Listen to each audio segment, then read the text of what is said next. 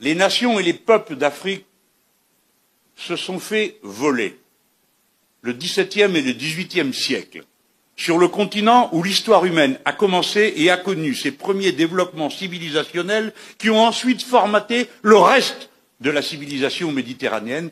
Je pense à l'Égypte antique.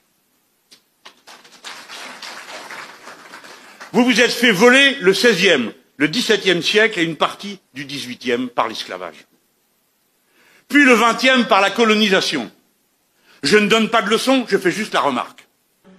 Les médias actuels ne portent leur attention sur l'Afrique que pour donner des mauvaises nouvelles. Souvent, l'Afrique, c'est le continent oublié. Il est oublié dans les négociations de l'Organisation mondiale du commerce. Il est oublié lors des grandes alliances stratégiques. Lorsque les puissants de la Terre se réunissent, très souvent, on ne parle de l'Afrique que pour couvrir ses dettes ou pour venir à son aide. Vous savez, souvent, quand on pense à l'Égypte, on pense pas à l'Égypte comme un pays noir, n'est-ce pas? Hein, on a eu même, quand on est dans les années 50, 60, les péplums sur l'Égypte. Comment elle est, Cléopâtre? C'est Elizabeth Taylor. Elle est toute blanche. Mais la réalité, c'est complètement différent.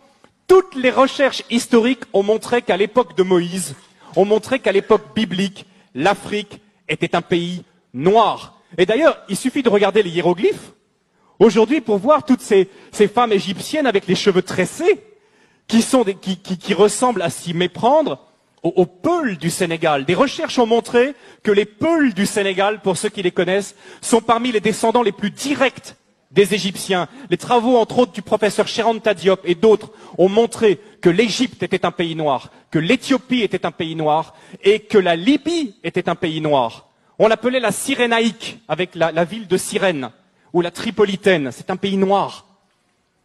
Et j'aimerais bien, justement, aujourd'hui, quand on pense à l'Afrique, on pense à quoi? Honnêtement, quelles sont les images qui viennent à nous?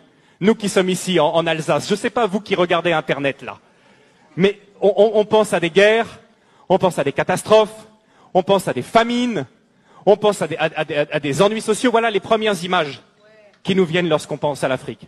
Est-ce que vous savez que pendant plus de 1000 ans, c'est l'Égypte qui a nourri tout le bassin méditerranéen par son blé?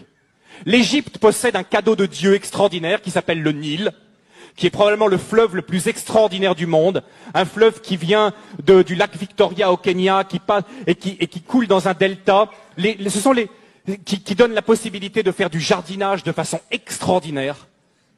Le Nil, c'est un cadeau de Dieu. Le Nil, c'est ce qui permet à l'Égypte d'avoir toujours été riche. Et quelque chose de très intéressant aussi, ce sont les Égyptiens qui ont inventé le jardinage. Les pastèques que nous mangeons en été, ce sont les Égyptiens qui l'ont cultivé les premiers. À l'époque, l'Égypte était la première puissance économique du monde. Aujourd'hui, l'Afrique est la dernière puissance économique en tant que continent. Mais il n'en a pas toujours été de même. Ce qui se passe aussi, c'est que l'Afrique était la première puissance militaire à l'époque. À l'époque, l'Afrique était une puissance militaire qui faisait trembler. À l'époque aussi, l'Afrique dominait le monde également par ses connaissances scientifiques. C'était de l'Afrique que venait toute la connaissance. Les Égyptiens ont été les premiers astronomes, ont été les premiers à jeter les bases de nos sciences modernes. Venait également de l'Afrique.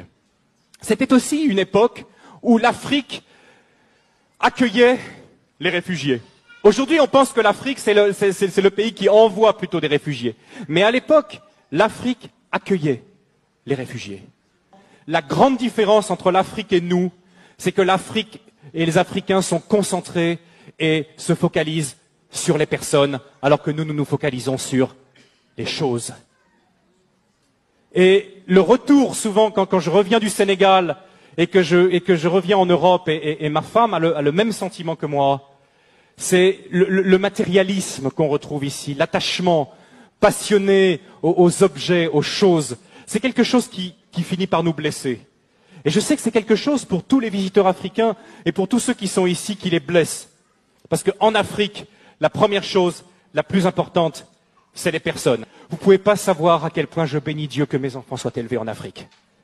Je bénis Dieu. Vous savez, lors de notre premier retour, après 3 ans passés en Afrique, notre premier retour, on avait une petite fille, notre deuxième, Loïs. Je crois qu'elle avait 2 ans. Et quand elle venait ici en Alsace, elle passait son temps comme ça, à lever les mains. Quand elle voyait les gens, elle levait les deux bras comme ça.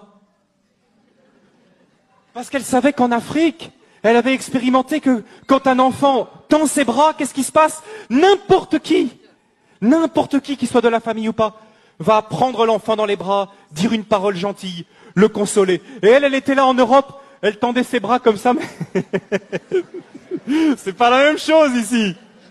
C'est pas la même chose. Grandir en Afrique, c'est grandir dans le continent le plus humain, le plus chaleureux et pour moi le plus merveilleux qui se puisse être. Je remercie. Encore une fois ce matin, je profite de ce passage, je dis merci à l'Afrique. L'Afrique est le continent le plus humain du monde. Alors bien sûr, chez nous, ça nous a apporté beaucoup. On a le développement, on a les machines, les voitures, on vit plus longtemps.